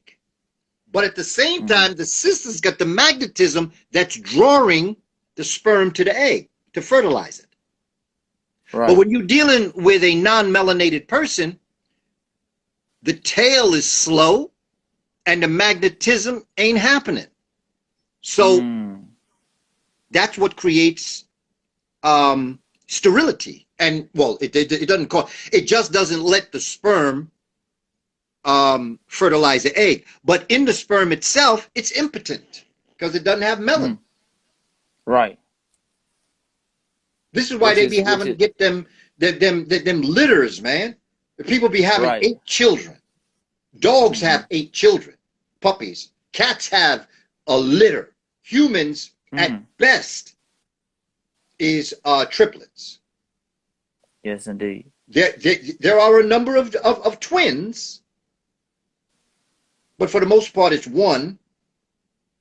But when you start doing sorts of things to your body and you start having 6 children, them are mutants. I call it Frankengene, not Frankenstein, Frankengene. You create monsters. Absolutely. But they have to make up for their numbers. It's called total fertility rate. Get a book, Birth Dearth. By Ben J. Say that book again. Say that book again, Bob. Birth Dearth. BIRTHDEARTH. Birth Dearth. Okay. Ben J. Wattenberg. Then get the book by Pat Buchanan. Ran for president 3 times. He wrote a book called Death of the West. Okay. And then when you want to know what's going on in Europe with them, read a book, The Strange Death of Europe by Douglas Murray. Strange Death of Europe. Okay. Don't believe me. Right. So this is a global phenomenon. Yes, all around the world, man. They are depopulating themselves all around the world. They say, and not only that, but make no mistake about it, China ain't rising. China got a very serious birth problem now because they spent a lot of time trying to kill all the girls being born because they were trying to get too many boys. Now China is paying couples to have children because their numbers are dwindling. Distraction. We think China is the next world power. No, they're not. Russia, they're dying out in Russia. Russia ain't the next power. There's only one power on the planet, and that's a natural power. That natural power is in Africa. Right. Africa has always been the world power. She has just been abused by other countries, but she's always had the Absolutely. power. That's why they suckle at her breast, because she feeds the world. And I noticed too, being that they are dwindling over in places like Europe, they're very aware of the Meghan Markles of the world who try to slip into that royal family, and because they know that Moorish seed is still over there. You know, I talked to brothers who go over there to Spain and places, and they were like, "Hey, Chase, it's like a fixed mulatto race. It's not a lily white race over there. It's like a fixed mulatto race, and they're always." I notice how the racism that doesn't go anywhere, but it comes back out in full force when a Meghan Markle slips into the royal family or something like that. You know, because they have a history of black people within it. But that's always something, you know, that is amazing to me. And seeing that their numbers are dwindling, like I say, it's only a matter of time. It's only a matter of time, Bob. To do is keep on keeping Absolutely. on. That's all we have to do. Keep on keeping on, like our ancestors did. Okay. Do you know when I knew that the Taliban was going to win? I knew they were going to win a couple years ago. It may not have been the first time they said it, but the Taliban told the Americans, you got the watch, we got the time. I never forget when they said that. I'll lay in wait, because one day you're going to have to go, even if it's 30 years. You're going to have to go. You got the watch, but we got the time. We'll just wait it out. And they did. And they did. Now, I'm not praising them in any way because they don't treat black people very well. Absolutely. You know, Renoko told me that in Afghanistan and Iran, they don't treat black people well at all. No. So I ain't praising them. I'm just giving military science thoughts. Other people can have the watch, but if you got the time, you will win. White supremacy has had the watch. We had the time. Powerful. Their time is up. Absolutely. And their time has always been up. You know, like you say, it's a 500-year period always. It's almost like a fixed period. That's it. 500-year period. So, you know, in closing, Baba, I just want to ask you, could you give the younger generation some solutions to, we talked about butt breaking today, just some solutions to power, and even diving into what is power? That's always a discussion in our community. Some people say knowledge is power. You know, some people just talk about knowledge all day. If you got the knowledge, you got the power. Some people say the black dollar is the black power. Some people like to go military. You got to get our guns, things of that nature. I think it's a balance of all three. But what is power, and what are some solutions we can use to fight this system? Balance is the answer. No one has the answer. All of us together are the answer. Right. Power is the ability to define your own reality and live your life using a cultural common sense that shapes that reality. That to me is the fundamental. It's not hard. And I know a lot of people are saying this, and all of it is true. But when you know who you are, well, as we close, I could give you the same homework assignment that Dr. Clark gave me when I first met him when I was 12 and a half. Please do. Please do. I was 12 and a half. They took us up to Harlem, about 6 or 7 young people, myself being a younger person. The old heads brought us down. We went on their handlebars on their bike, and they drove us up to Harlem. We was in the projects on 63rd, so we went up to 25th Street, so to speak. And he was talking to the group, and they sat us right in front of him, right? And so at the end, they brought us up to meet him. And when they came to me to introduce me to him, they said, "This is Booker T. Coleman." He said, "Oh, Booker T, you're gonna be a great teacher one day." But he said to them the same thing that you just said to me. You know, the concept of what do you do? And Dr. Clark looked at us, the five of us, and said, I want you, and this is the homework assignment for the fam out there, that 360 something group people and all those that will see it once it goes back up. And after you do your divine work, brother, that you put those little bits and pieces of our conversation up there, man, that's powerful. Right. I appreciate it.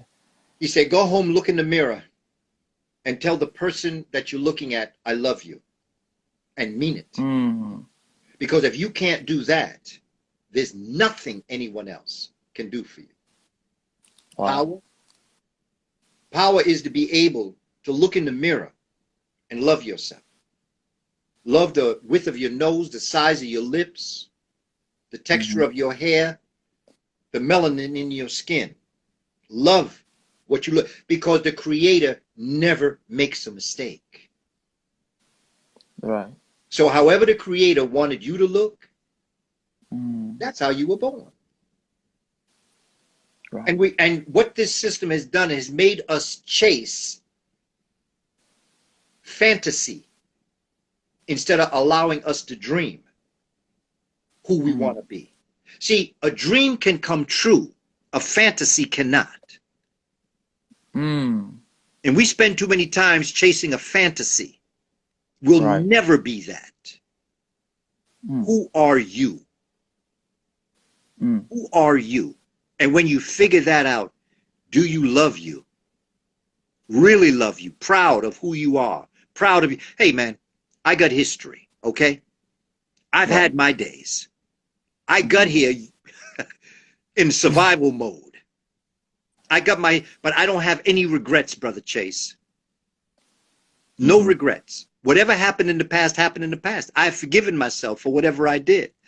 I've corrected it, but I've forgiven myself because ain't nothing I can do about it. Right. And any time I spend on what I did in the past is nothing but a distraction, because ain't nothing going to happen. You can't change the past. But the concept is that we all have to understand what it is that we have to do. Who are you? The second day of Kwanzaa. You know, every one of those days is an unfolding experience. And whenever I talk about Kwanzaa to people, I try to express it from a different perspective, not just as a ceremony to celebrate, but that first of all, every day builds on the next one. Ain't nobody going nowhere without unity. Not just unity with other people, unity with you. That comes from self-knowledge and self-management. Knowledge of you. That's the first step. I cannot unite myself with someone else if I'm not united to me. I cannot respect someone else if I don't respect me. And then after I unite with myself, then I define myself. Kuji Chaguli. And then after I define myself and I have unity, then Ujima. Then I have collective work and responsibility. Then I can work together. And responsibility is two words, not one. Responsibility is the response to your ability. And you can't respond to your ability if you don't know who you are. Right. And then the next day, Ujama. That's when I then can take cooperative economics, but realize economics isn't money. The word economics, echo, comes from oikos, which is a Greek word, although it's African, but Greek word that means environment or home, like ecology. Right. Economics is to know your environment, to be able to utilize your nature in order to be able to survive and thrive in the civilization that you've built. It don't have to do with money. So when people are buying your book, when they're supporting you financially, when they are supporting me financially, that economics is what allows us to go back into our community, into our home, and then be able to give to them what we have been able to receive. And the bottom line is, here's reality. They say money is the root of all evil, but money is also the root to our emancipation and liberation, because a poor revolutionary leads a poor revolution. Right. And then after you get your economics together, After you now are sharing in this environment, then you know your purpose, your nia. And how do you fulfill your purpose? But by being creative, or kuumba. And then you have faith that you know that you will overcome.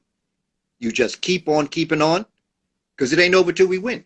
That is how I see the 7 principles of Kwanzaa, the Nguzo Saba. They're not just days that talk about characteristics. They are days that build one on top of the other. So by the time you get to number 7, Saba, 7, by the time you get to faith, faith becomes reality and the word becomes flesh. And then you do what you got to do. That's what Nat Turner did. That's what Harriet Tubman did. That's what Runoko Rashidi and Sababu did. And brother, that's what you're doing right now. So you keep on keeping on, Brother Chase. And everybody that's online here, you keep on. One thing I want to tell young people, I've been through this before. Right. I've been through this. I haven't been through a virus like this, but I've been through this process before, all this white supremacy. I was born 2 years before Emmett Till. I grew up during the civil and human rights experience. I watched their deviancy all my life. I watched how deviant they are. Trust me, from the deepest part of my heart, I wouldn't tell you this if I didn't have mer, which is ultimate love for you. It's gonna get better. And everything I've ever experienced, as horrible as it was, I always came out better on the other side for having experienced it. Don't serve time. Let time serve you. This will pass. The question is, what are you doing now that's going to improve your position so that when the angel of death, this virus, this white supremacy, passes our door, are you ready? Right.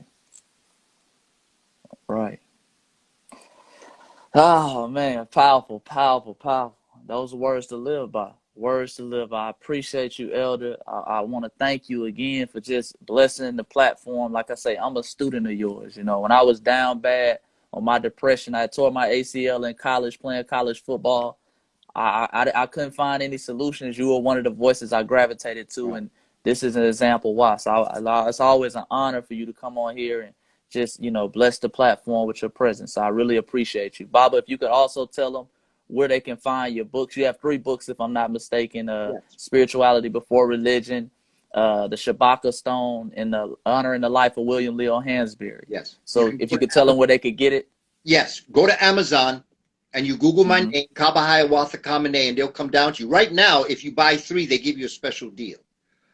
But no matter, that's where you can get my books. And I encourage you on Instagram, stay on my page, because here's where I'm going, Brother Chase.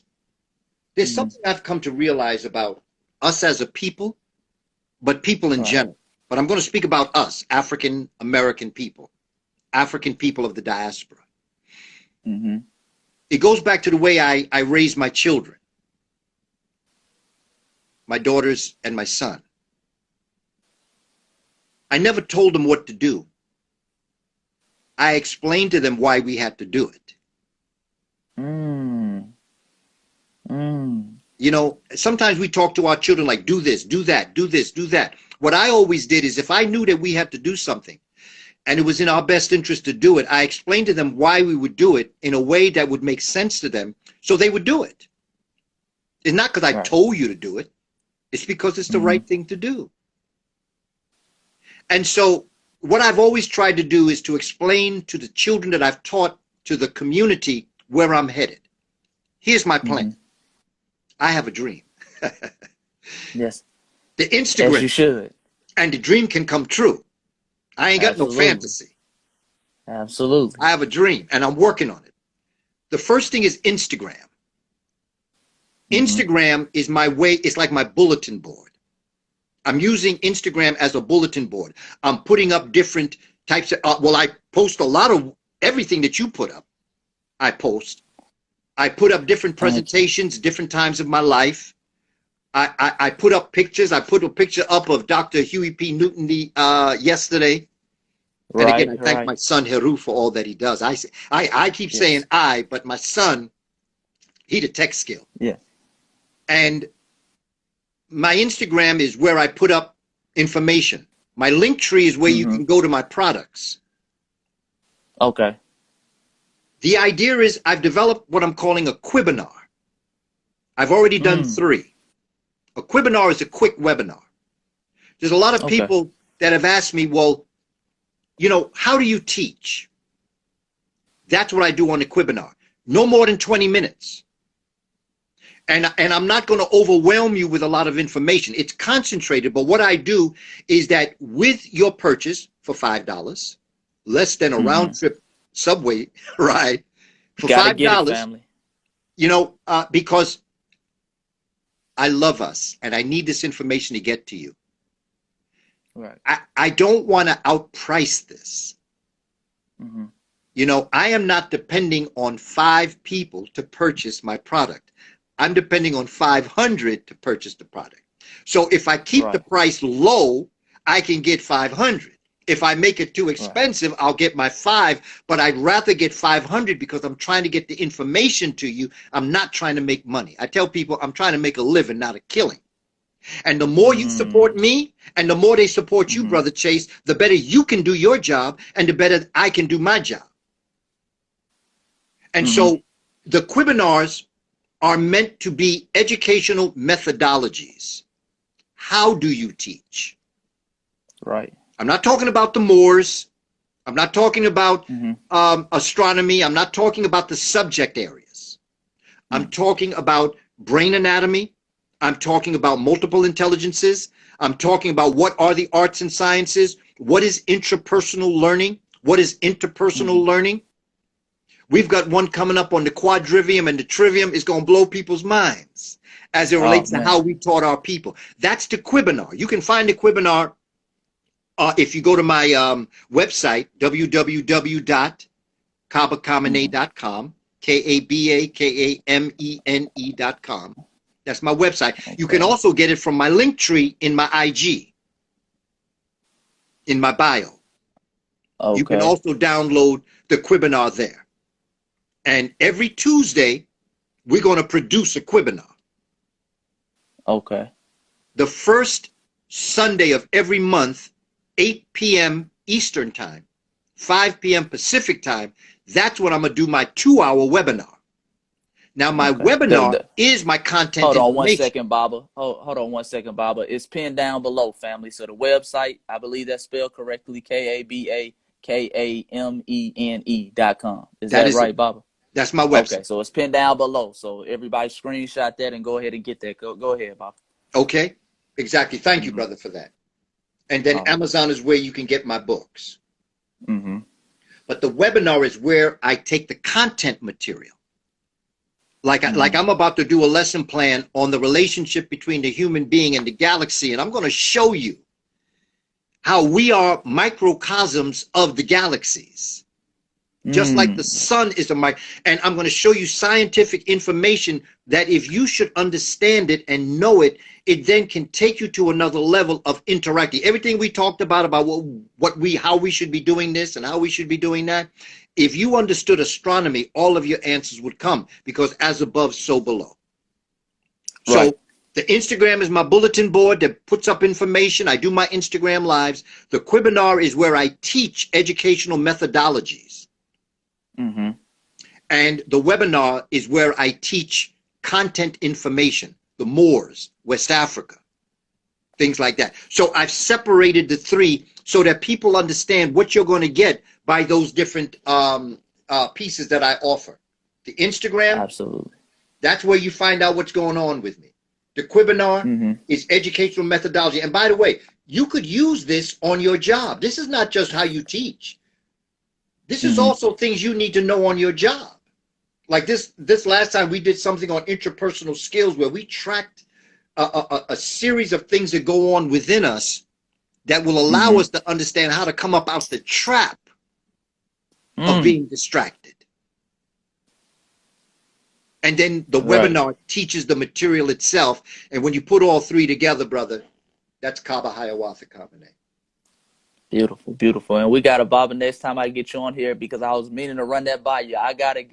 We got to do a live on how to study, how to learn, because that's something that I'm still going through the process of.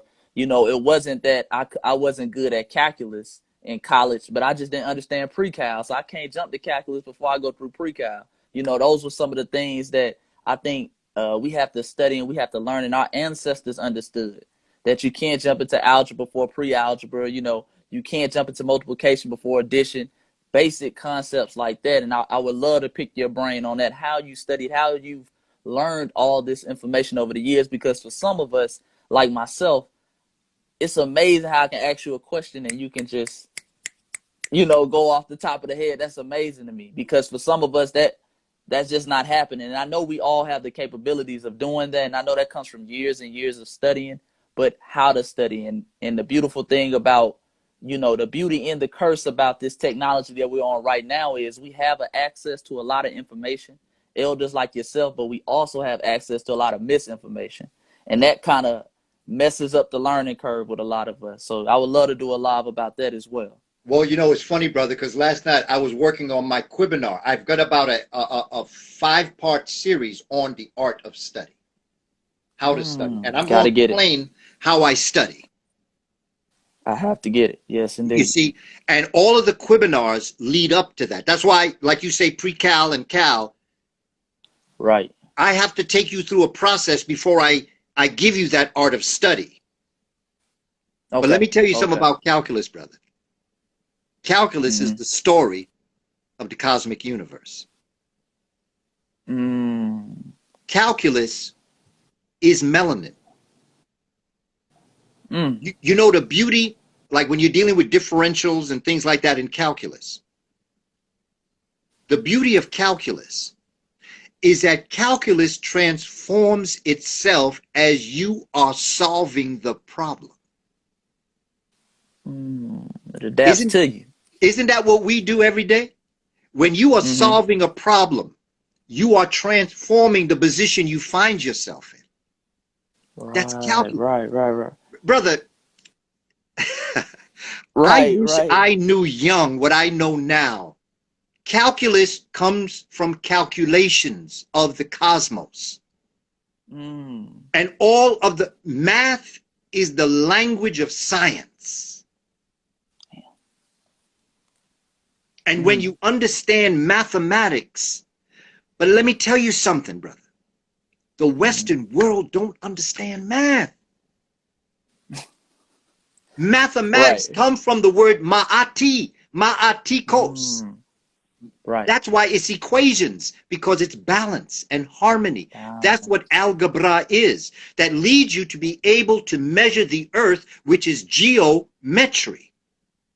And after you study the earth, you find out there's one shape that dominates the cosmos, and that's the triangle. So the third year of math is trigonometry, the measurement of the triangle. And once you measure that, then you calculate the cosmos. And that's what our ancestors did. Brother, See, the way you just broke it down. Just like that. But when you get my extended math class, when I'm showing you from number sense in pre-kindergarten, when you go down to that level and you build, it goes back to what you said. You can't do cal if you don't do pre-cal. Right. But it's like trying to, you have a 10 steps in your stairs and you're trying to go from the first step to the 8th step. No, you can't. You got to go to 2, 3, 4, 5, 6, 7, 8. Right. And that's what life, Baba. Say again? Right. And what I'm realizing, that's what life in general. Like, I remember when I came into consciousness back in 2014, I saw Hidden Colors. The first book I tried to read was Stolen Legacy, and I wasn't ready for that. It didn't make sense. I was like, what is this? This doesn't make sense. But I realized the more and more I study, and I go back every year. And now, even when the Shabaka Stone came out, and I went back in Memphite theology, it finally clicked. Everything was clicking, you know. But when you try to jump when it on the levels of consciousness, I didn't even know how to add yet, and I was trying to jump into calculus, just like that, and it didn't make sense with me. Brother, you don't build your second story in your building before you build your foundation. Right. It's a Right. straightforward, it's really a very straightforward. It is not easy, but it is not hard. It is straightforward and it's natural. Mm-hmm.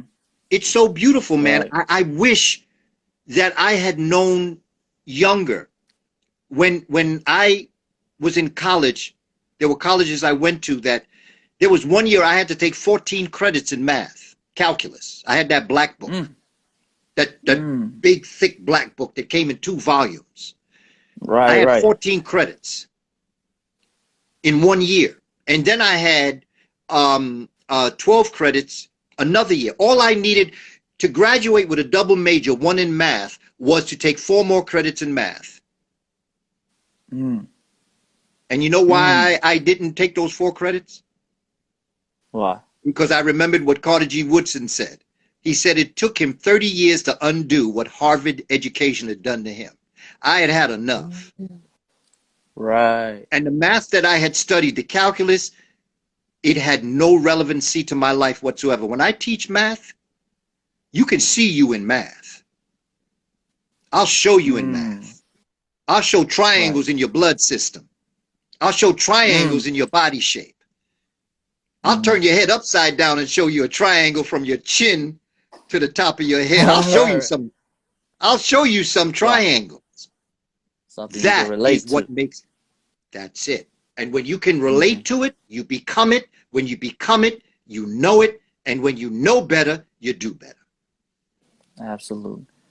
There it is, family. There it is, family. I'm gonna save this live.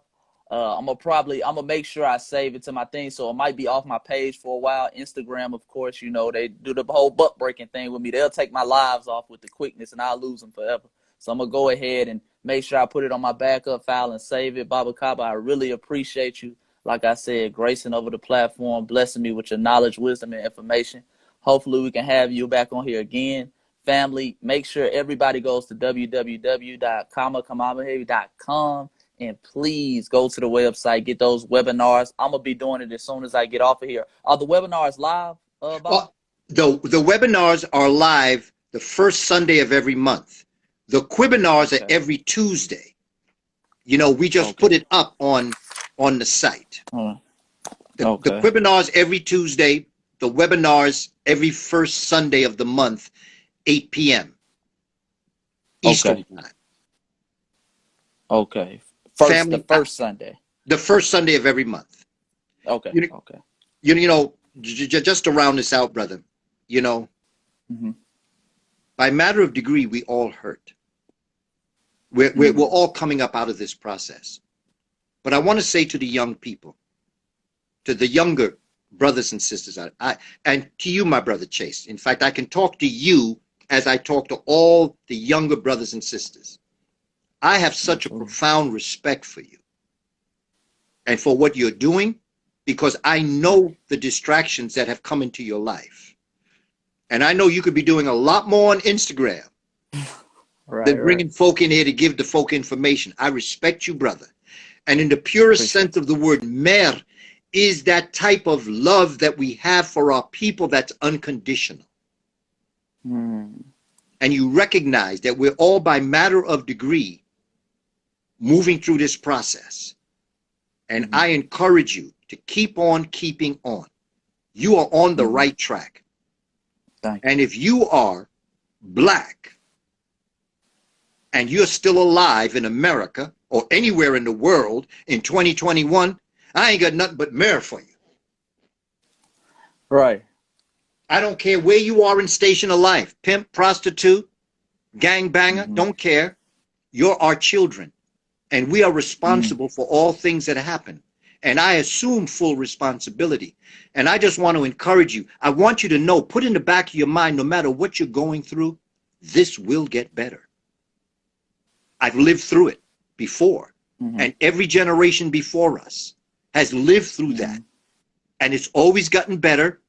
Could have been much better, but that's for the next generation to make it much better. Because guess what? Right. Everybody talking about, I want to go back to the good old days. Black folk, we ain't never had good old days. We ain't never had good days. Right. How you gonna have good old days if you ain't had good days? Our good days are yet to come, and our good old days are even further in the future. Further. Right. Keep on keeping on, family. It ain't over till we win. All power to the people.